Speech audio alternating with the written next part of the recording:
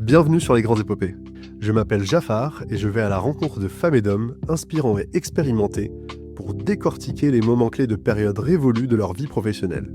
Grâce à la liberté de ton et à la prise de recul permise par ce format, chacun de vous peut repartir avec des apprentissages concrets pour nourrir sa propre épopée professionnelle. Quand on a préparé cet échange, tu m'as parlé d'un ancien Hervé et d'un nouveau Hervé. En 2007-2008, tu prends beaucoup plus de leadership chez 3M. On vient te voir et on te dit que tu es trop discret. Je ne sais pas si c'est comme ça que ça se passe. On ne vient pas vraiment me boire. Et voilà, dans les nouveaux membres de la commission exécutive de 3M, il y a un 360, un feedback à 360 degrés. Comme vous étiez à Singapour pendant la crise les 2 premières années, on n'a même pas eu le temps d'y penser, mais vous ne l'avez pas fait, il faut que vous le fassiez, puis on vous donne un consultant ressources humaines pour vous aider qui vient de l'extérieur, qui va coordonner le 360 et le plan d'amélioration qui va résulter du 360. Et le 360, c'est quelques-uns de vos direct reports, mais surtout vos pairs. Donc les autres vice-présidents, votre patron, et donc une demi-douzaine de personnes. Et à ma grande surprise, le 360, il me revient comme super mais trop calme, ne dit pas assez ce qu'il fait, trop cool, trop zen, trop résilient. Je suis un peu surpris du retour et je me dis, bah ouais, mais c'est pas moi. Moi, je veux pas être comme eux, hein, parce qu'il y a beaucoup de JI très volubiles, très extravertis, quelquefois un peu de jet set, ce qui ne colle pas forcément avec la culture 3M, mais ils sont là, il y en a qui sont restés, à la fin il y en aura moins, mais je me dis, mais je veux pas être comme eux, qu'est-ce qu'ils me racontent là? Et j'ai un peu une réaction, dire, ouais, c'est pas à ce stade que je vais changer, je vais les voir et il m'explique que il y a certaines choses que je peux plus me permettre, c'est-à-dire d'être discret, d'être pas visible, de pas forcément donner mon opinion. Alors en fait, au début, entre le manque de spontanéité dans la langue, qui évidemment s'estompe avec le temps, et on a tendance à pas être le premier à parler. Donc quand les autres ont parlé, ils ont déjà dit ce que vous vouliez dire, donc on a l'impression que vous avez rien à dire, ne dites rien.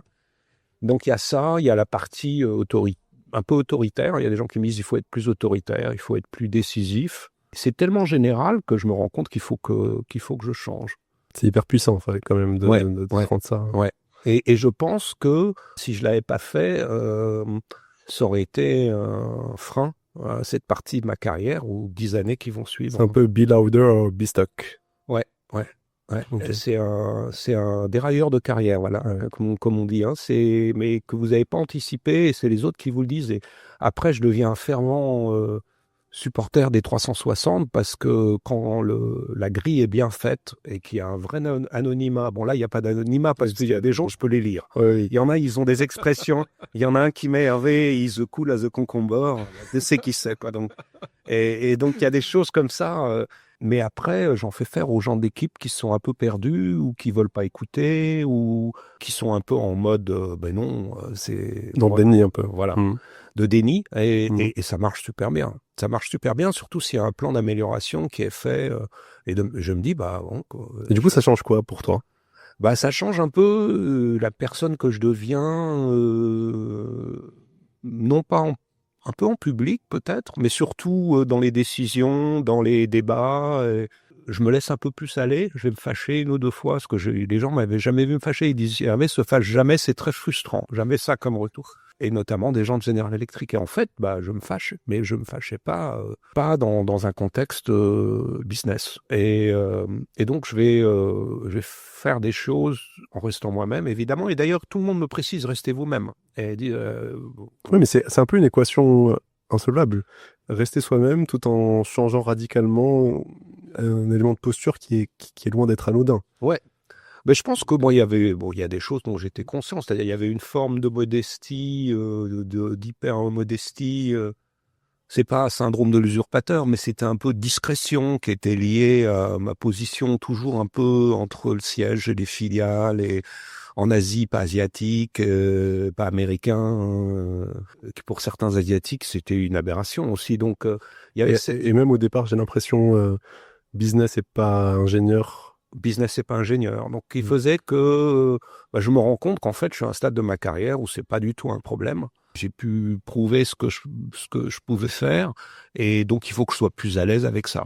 Donc, c'est une forme de une petite libération personnelle. Et puis, effectivement, je vais parler un peu plus. Je vais me fâcher 1 ou 2 fois, mais presque inconsciemment. Hein. Il y a une fois où je me fâche et après, ça reste un jour où le comité de direction va dire c'est le jour où Hervé s'est fâcheux. C'est incroyable. Et je dis I'm pissed off avec un accent français et ils vont dire c'est le jour où Hervé était piste. J'adore. Et donc ça va, et c'est très très longtemps, les gens vont dire mais oui, c'est ce jour-là. c'est ce jour-là. Et donc ça va m'arriver. Et à un moment, je me rends compte que je suis un peu, peut-être pas allé trop loin, mais que je suis là où il faut. C'est à un moment, je vais dire à mon patron, mais alors qu'est-ce que ça donne? Il me dit, ah bah c'est bien, hein, vous avez bien.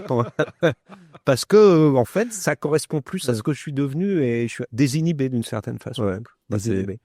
Et ça va m'aider peut-être un peu dans la vie de tous les jours. Ça va développer une capacité de connexion sociale qui était en moi, mais que j'avais pas forcément entre l'expatriation, le fait d'être jamais... on est toujours un Français aux États-Unis, un Français en Asie, et ça va m'aider à connecter et à m'intégrer, à m'adapter plus facilement. Hyper intéressant. À poser des questions aux gens. Je vais doubler d'intensité sur mon réseautage à ce moment-là. En fait, ça va être très ça va être très bénéfique. Mais ça, c'est qu'en fait, finalement, tu vois vraiment l'effort que tu as dû fournir. Et finalement, l'impact, il est très clair, il est très net. Il est très net, ouais. Moi, très net. Et je pense qu'il y a des moments où il faut écouter les autres, surtout quand le retour, même si on n'aime pas. Ah ouais, Dieu sait que j'ai pas du tout aimé. J'ai lu ça, j'ai montré à mon épouse, mais ils sont vraiment pas bien. Ouais. Et elle dit, écoute, Hervé, hein, je comprends un peu. Elle me disait, mais je veux pas monter sur la table comme eux. Je vais pas hurler et c'est pas moi. Et d'ailleurs, ils me le demandent pas en fait. Ils disent bien, restez vous-même, be yourself. Bravo. Vous venez d'écouter un extrait de mon échange avec Hervé Gindre. S'il vous a plu, vous pouvez retrouver l'intégralité de notre échange où nous abordons les moments clés d'une carrière internationale à la direction de division de 3M, un leader mondial dans l'innovation technologique. Bonne écoute!